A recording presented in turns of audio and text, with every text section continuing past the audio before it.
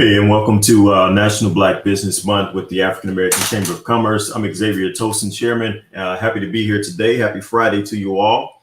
We have a great presentation for you all today as we talk about, are you bullish for digital parity in Black Intra and entrepreneurship? Our guest speaker today is Miss Juana LJ Chambers Lawson. So I'm gonna bring her up on the stage. Hey, LJ, how's it going? All is well. So happy to see you. Thank you for having me. A pleasure, a pleasure. So super happy to see you. If you don't mind, introduce yourself to our audience. Yeah, so my name is Juana Chambers Lawson. I'm the founder and CEO of Tacit Growth Strategies. We're a global impact investment firm and project management office that's been seen in the Oprah magazine, Entrepreneur, Voyage Dallas, Forbes, MarketWatch, and several other publications. And we are a a proud member of the African American Chamber of Commerce of San Antonio. All right. Well, thank you so much. Very accomplished and still making great things happen. So it's a pleasure to be with you today. So I'll go ahead and position it over to you so you can do your thing with the presentation. And again, we'll take comments and questions. So if you have any questions or comments, please put them in the chat and we'll be sure to read them towards the end. So over to you, El. All right. Thank you so much.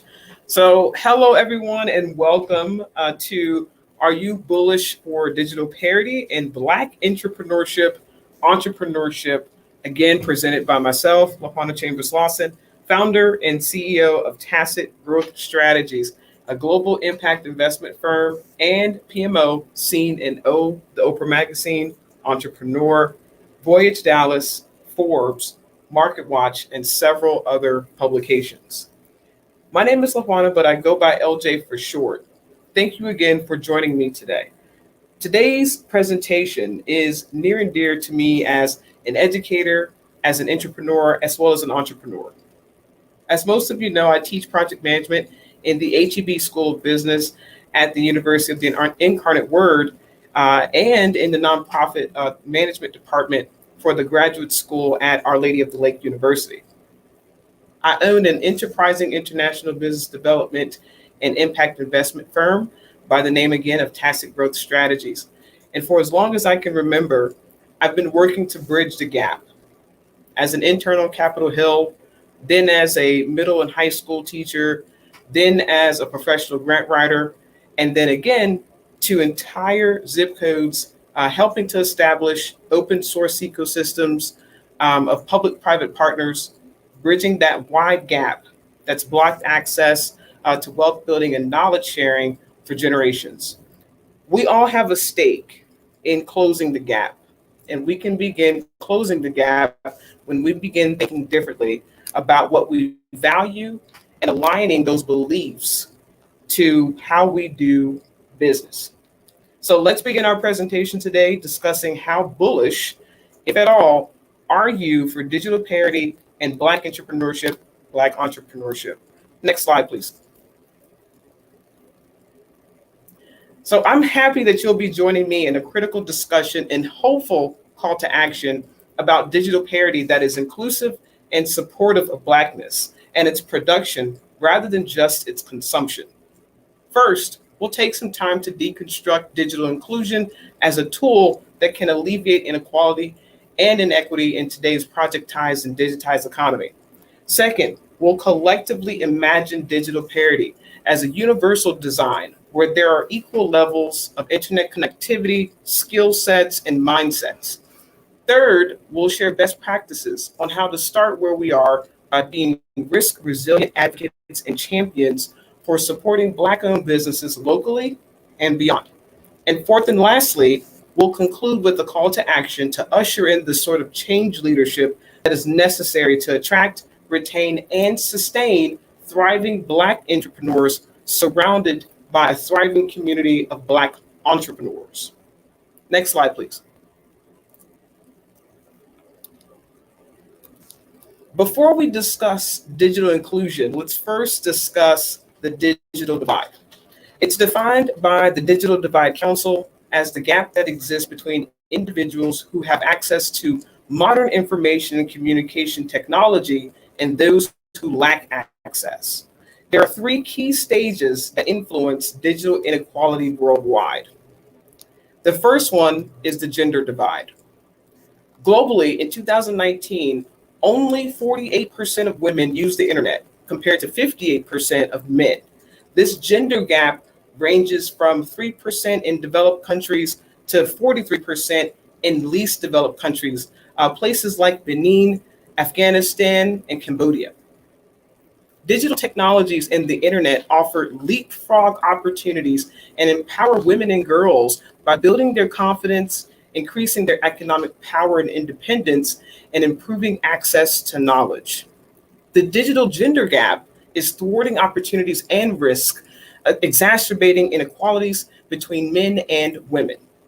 In 2020, only 47% of women of working age participated in the labor market, compared to 74% of men, a gender gap that has remained relatively constant since 1995.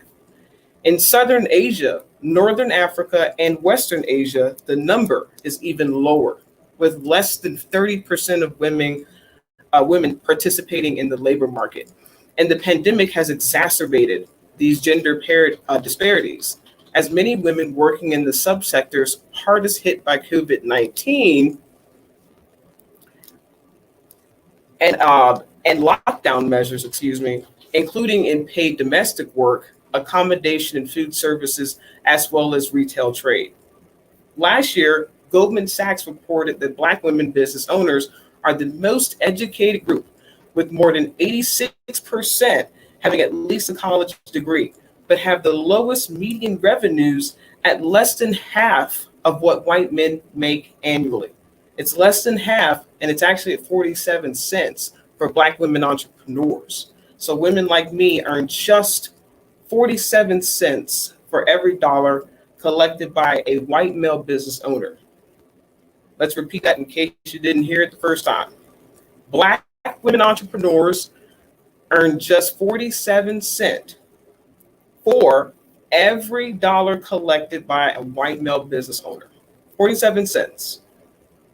And a great deal of your Black women in business are in the knowledge business, which means that they're in that professional services sector, meaning that we charge for the lessons that we impart and the knowledge that we share. As we must charge what you may think are high hourly rates if we want to operate thriving businesses that in turn attract, create, and sustain thriving communities. As organizational entrepreneurs, or entrepreneurs as we like to call you, it's your job to ensure that our fees are acknowledged as legitimate rather than questioned and discounted for being too high. Investing in Black business is investing in the Black community. Over 50% of Black business owners surveyed by Goldman Sachs last year served in a community leadership role, and around 74% of them were a business mentor to a member of the community. Black business owners and entrepreneurs are the bedrock of mutual aid in sustainable communities. The second here is the social divide. And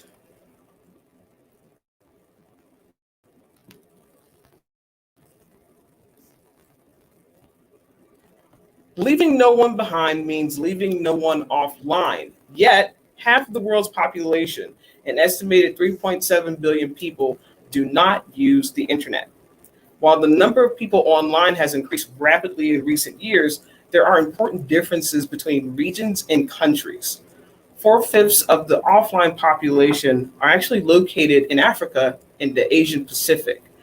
In 2019, 87% of individuals in developed countries were online, compared to just 47% of people in developing countries, and the abysmal 19% in the least developed countries, like Afghanistan, Angola, Bangladesh, Benin, and Cambodia. Being unconnected nowadays is like being stranded in a town that you've never known or visited. More than ever, internet usage has influenced social stratification, which is evident in societies among those that are connected to the internet as well as those that are not. Non-connected groups are sidelined since they don't share the internet benefits of the connected groups. Autonomous support networks to include a plethora of mutual aid networks all throughout the state of Texas step up in major ways to ensure the health and well-being of their neighbors. During this coronavirus pandemic, we've learned that online community building and outreach can and often does translate to offline and hands-on approaches to community building and sustainable development. We are leaving so many behind involuntarily, and this must be remedied by environmentally sound, socially just, and inclusively governed impact planning, as well as superior project management. Number three, and our last one for this section actually, is the universal access divide. It's 2021, and the coronavirus pandemic has really accentuated how crucial and necessary access to broadband services are to each of us. For those of us who lack the ability to get online, the reality is that we are not only unable to generate money to feed ourselves and our families, we're also not able to educate ourselves through schools and other means. Being resourceful now means being connected. It means being whoever you want to be. It means earning value by continuously buying and selling or flipping things online. It means creating a life of purpose and stability. Nowadays, we are all thought to have access to the Internet of Things, or the IoT, which refers to billions of physical devices around the world that connect to the Internet and collect and share Google amounts of data and information on each of us. The reality for many of us, and what feels to be the majority of us, that is for our Black and brown children and youth, is that most of these devices are dated or not particularly user-friendly in their size, their feel, their storage, their memory capacity, and those other crucial aspects that make tech accessible for different age groups and different types of learners. Meanwhile, the world just gets smaller and smaller, and most of us struggle with delineating what's real versus what's fake. I think before we talked a lot about getting the Internet of Things, these different devices in people's hands in an effort to close the gap and move us closer to digital inclusion. But I think instead today, we find ourselves struggling to manage how to monetize what we're good at and what we like to do, most all of the time at this point. So where's the balance, and how do we get back to nature and not just being about the hustle all the time? The other side of our success is not transactional. And what part of us using our device is not just transactional? Our peace is surrendered to our devices as they steal our children's innocence and rob us of our privacy. This culture of instant gratification and immediacy is all about how fast we can see results. But is this a game that we can play? That's the question I've always asked. And it seems that we are becoming more and more less human and more extensions of our devices.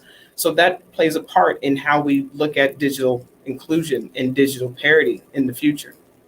We ultimately want to resolve the digital divide by empowering end users and consumers of all backgrounds and socioeconomic statuses, right? There's a lot to be said about digital literacy and access to the sorts of technologies that certain populations of people get introduced to as children versus others who oftentimes never get access to those sorts of technologies in their lifetime. So how technologies are created in certain areas and how they're introduced to different populations of people are critical to a person's growth and their self-actualization. My firm, Tacit Growth Strategies, has grown increasingly interested in the ethics involved in managing big data and who's represented. What sorts of information are allowed and blocked by internet service providers and governments? How people see themselves in the future? How people protect themselves from hackers and other cyber attacks?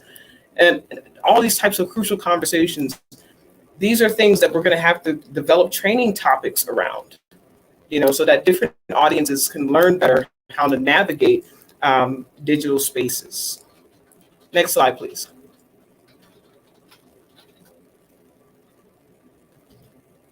So I discussed the concept of digital parity as introduced by Roberto Gallardo, Lionel Bobolo, and Cheyenne Guideman in my book, Master Grant Writing, A Project Manager's Guide.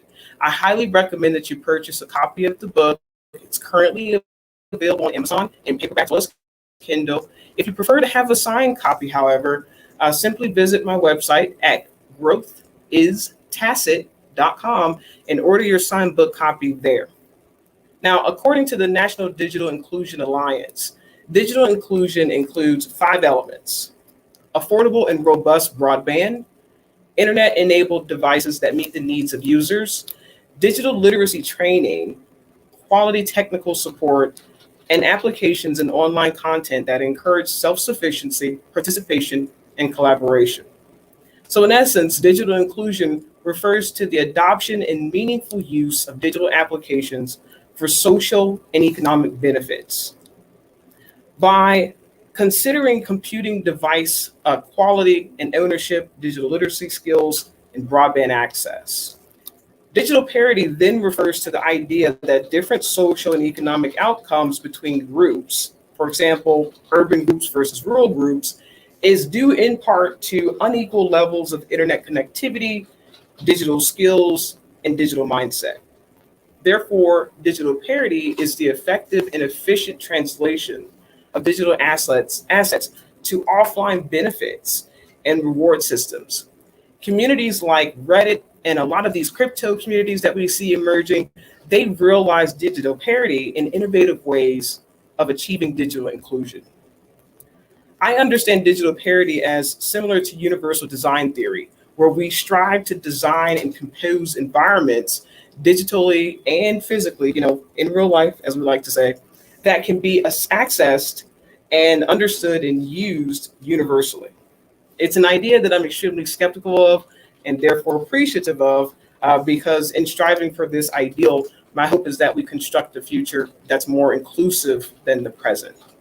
Next slide, please.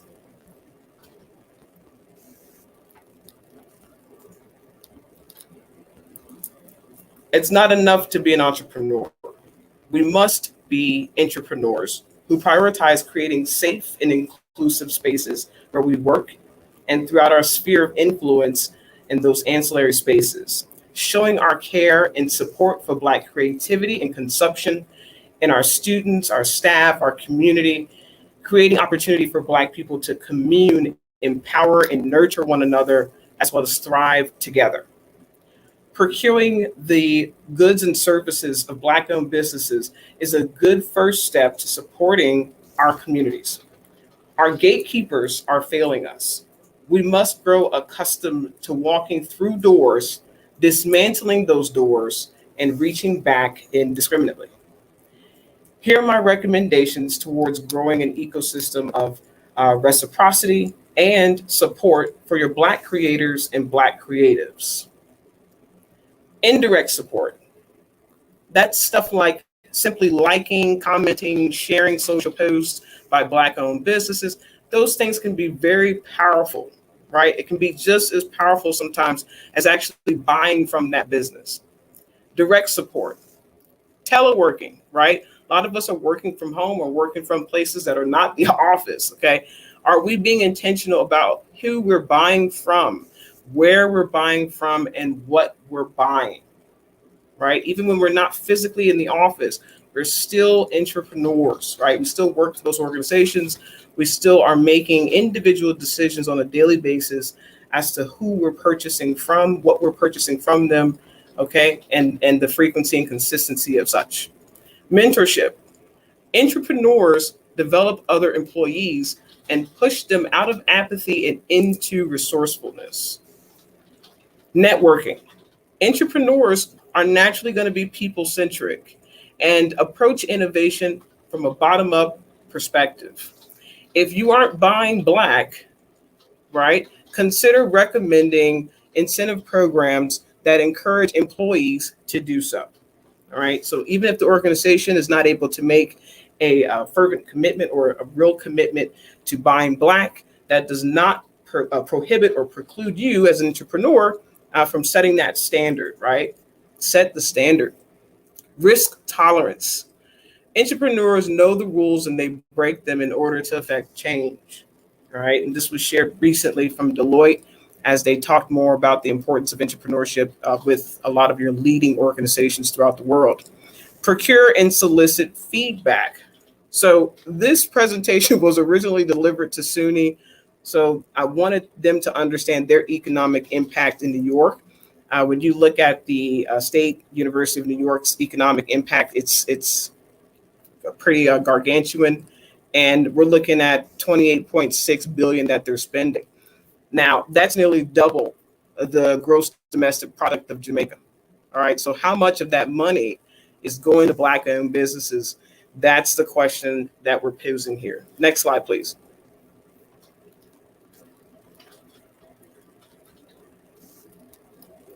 Entrepreneurship is just as important as entrepreneurship, if not more important. And each of us has a choice to embody the change that we wish to see as change agents working within or outside of the organizations that employ or contract our services and expertise. Let's watch this video to learn more about entrepreneurs and their tactical value to achieving a more equitable, inclusive, and profitable future. Now, if you would like to watch this video, I encourage you to just go onto YouTube. We have a channel for Tacit Growth Strategies. The channel is actually called TGS, the PM firm. I think it says seen in the O for magazine. Go ahead and take a moment to watch the video. It's less than 2 minutes, and it explains very eloquently and very, simply what exactly an entrepreneur is. Okay, so take a moment to watch that video. Next slide, please.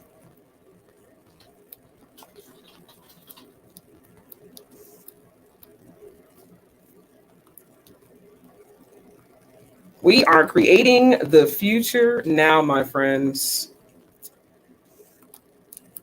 Where our money goes and where we direct our attention, where we direct our support, and most importantly, where we direct our value is how we actively work together to create the future all together.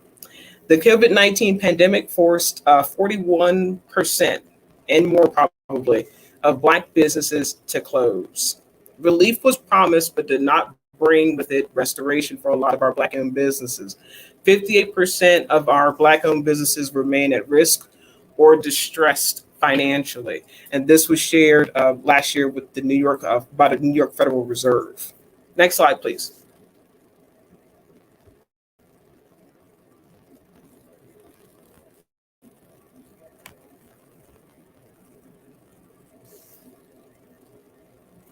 So as you know, again, I'm with you today in my official capacity as founder and CEO of Tacit Growth Strategies, a global impact investment firm and PMO situated right here in San Antonio, Texas. So before I conclude this presentation, I'd like to entertain any questions that you may have. Are there any questions?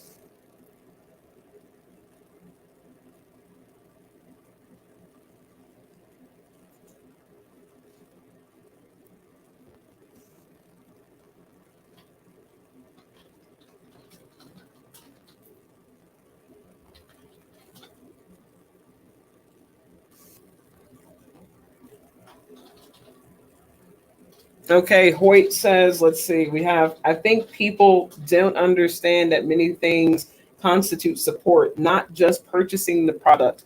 Extremely valid information. Thank you so much. Thank you so much. And again, the bottom line is that, entrepreneurs need entrepreneurs, right? It's not possible for you to be successful in business if you don't have entrepreneurs within your business who are there to really sort of, implement the vision. I like to explain it as an entrepreneur really is a visionary. They're the one who set forth the vision. But we all know that the vision means nothing if you don't have, entrepreneurs in place to be able to execute the vision. So the entrepreneur is really the strategic person in the organization, while the entrepreneur functions more on the tactical level, right? If you want to be successful in business, you have to have a great handle really, on both strategy and tactics. You can't have one or the other. There's got to be this, beautiful sort of coalescing of both strategy and tactics. So thank you for pointing that out, Hoyt. Okay, Hoyt says, What are some ways to procure mentorship as an entrepreneur or entrepreneur starting out? Fantastic question. I would say for mentorship purposes that you'd always want to be looking for structured programs. Dr. Shantana Robinson, I think, is actually watching with us today. She is one of the fantastic resources that I refer people to on a daily basis, it feels like. And the reason why is because mentorship, there are several structured mentorship programs there out there for you. You've got SCORE, which is SCORE. It's a fantastic national mentorship organization for businesses and businesses that are just getting started. You also have universities have several different entrepreneurship departments. So if you've got a university like SUNY, for example, SUNY has a fantastic entrepreneurship department. Trinity University here in San Antonio, Texas, Trinity University has a venture mentor program. Fantastic program. It's a structured mentor program for those who are just getting started, and they want to have people that have done this before, they've been in the business, to give them support. Okay, so be looking for those structured mentorship programs where you can have business leaders who are really knowledgeable about your business, the type of business that you're interested in entering into. But what I tell people too is, sometimes we look to just listen to people who are in our lane.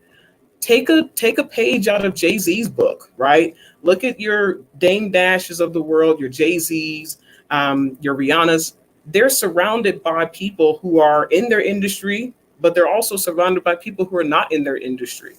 That's what you want to do when you're in your business, when you're starting your business. Do not block opportunity, right? Always be open-minded. And that's why we always encourage people to get involved with Tacit Growth Strategies, with our entrepreneur network. We have a global entrepreneur network. We tell people to get involved because we're all perpetual learners, right? When you're starting business, when you're in business, when you've been in business for a while, there are things that you just don't know that you don't know. And as things have changed so much, technology has changed so much. There's so many different aspects of doing business that you will not know about if you sort of stay in your bubble, right? So you want to be networking globally so that you can learn more things about entrepreneurship, superior entrepreneurship. What are other people doing in other countries that are in similar industries and in similar sectors? How are people better managing their time, and how are they producing more value? And, all these types of things. That's why we set up the Global Entrepreneur Network, so that you're becoming not only a great business person, but you're also becoming a perpetual learner. And that's what it's about. Continuous improvement begins with a commitment to perpetual learning, right? Continuous improvement begins with a commitment to perpetual learning. That's what's going to set you apart. And once you commit to being a perpetual learner, you will then be able to find all types of people who want to be your mentor, right? Or you'll identify people that you would want to be your mentor, right? Through the context of being a perpetual learner. You're meeting all types of different people all across, different industries, different geographic locations. That's the power of networking with an organization like the Global Entrepreneur Network, for example, as well as the African American Chamber of San Antonio. Any other questions? Okay, well, make sure you put those in the chat box. We got one more slide.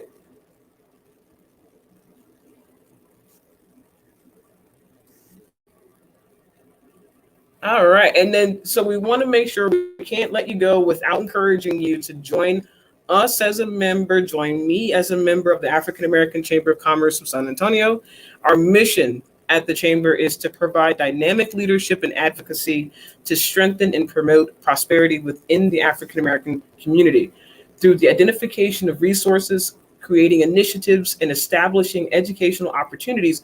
We are committed to providing opportunities for Black enterprise to flourish in San Antonio, Texas, and the surrounding areas.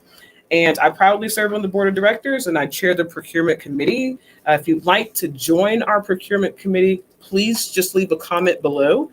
We'll get in touch with you there, or feel free to give me a call at 210-904-0457, extension 2. And I'll put that in the chat as well in case you missed it. All right, next slide, please. All right, and so that concludes Are You Bullish for Digital Parity and Black Intra Entrepreneurship, presented by me, Juana Chambers Lawson. Thank you so much for attending. And thank you so much, Brother Xavier, for having me. Well, I truly enjoyed the presentation, and I know our audience will and did as well. A lot of great jewels in there, a lot of ground covered, great inputs in regards to intra and entrepreneurship and being bullish, right? Because we got to take the bull by the horns to really make change happen. And then also for the folks that have been here, you talked about, the gatekeepers. We have to share, we have to bridge the gaps, we have to communicate. And we have to figure out and strategize so that when we get lost in the woods, we know what our plan looks like so that we can get back on pace. So thank you so much for this presentation. Sorry about the lag there. I don't know if it was my computer or not, but it was perfect and succinct. So thank you so much. All right. So any other questions? Miss Dr. Shantana Robinson said, excellent job, LJ. Great deal. Amanda, she said, hey, 47 cents on the dollar compared to our white counterparts in 2021. Again, we got work to do. And also, not only do we have work to do, but those who are allies that see what's happening, they have some work to do as well. Mr. Timmons says a powerful presentation. So again, thank you again. All right. Well, thank you again for joining us, Luana, for this great presentation. We'll welcome you back to present anytime. And like Luana says, please join the procurement committee. She's a rock star. You want to be on that committee. That's the one that's really going to make a lot of great change happen. So again, LJ, thank you so much. All right. So again, this is National Black Business Month. Thank you so much for joining. Next week, we'll start this all over again with some great presentations. Please tune in to our YouTube and Facebook pages to see what's up next. Also, again, I just want to highlight that it's National Black Business Month. Yes, we're focusing our intention on Black businesses to help elevate, but not just this month, for the rest of the year and years to come. We definitely want to make sure that we're working together. We're making things happen together. We're reaching out and touching across lines and making things happen across the nation and around the world. We live in a global economy, so it's not too late.